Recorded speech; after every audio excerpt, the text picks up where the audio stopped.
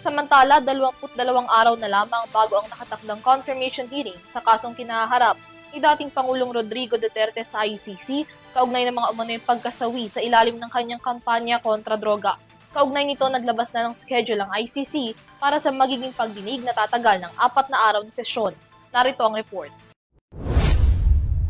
Sa pagpasok ng buwan ng Setyembre, mas lalo na ring lumalapit ang itinakdang pagsisimula ng ICC confirmation hearing para sa kasong Crimes Against Humanity laban kay dating Pangulong Rodrigo Duterte sa ika-23 araw ng buwan.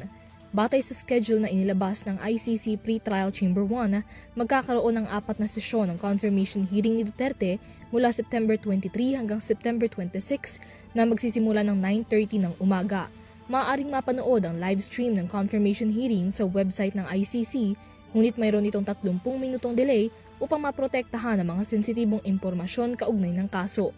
Kapwa mayroong tig 30 minuto para sa opening at closing statement ang defense team at ang prosecution, habang tinataya namang mayroong 3 hanggang 4 na oras ang parehong kampo para sa kanilang case presentation.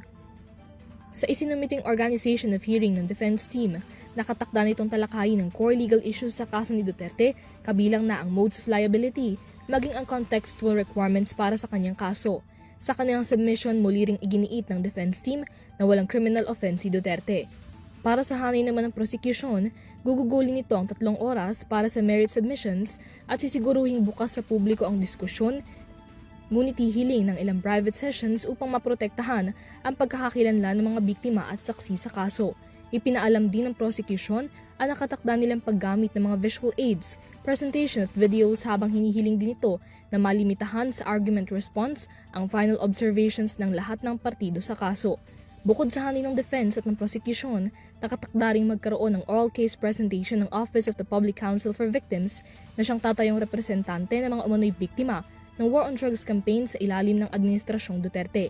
Humiling ang kampo na magkaroon ng tig 30 minuto para sa opening at closing statements, habang 2 oras naman para maipresenta ang merits ng kaso at mga karanasan ng mga biktima.